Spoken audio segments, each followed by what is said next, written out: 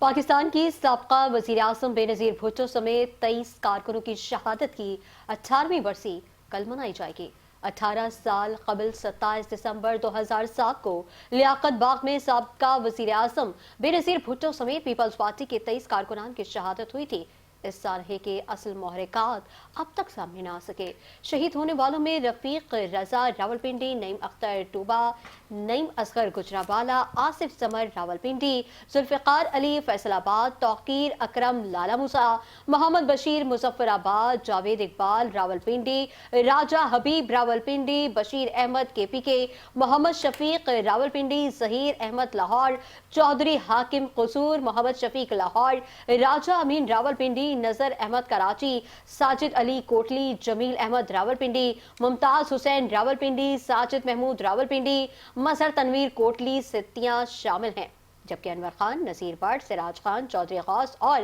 راجہ افروز بھی بعد میں دم توڑ گئے تھے۔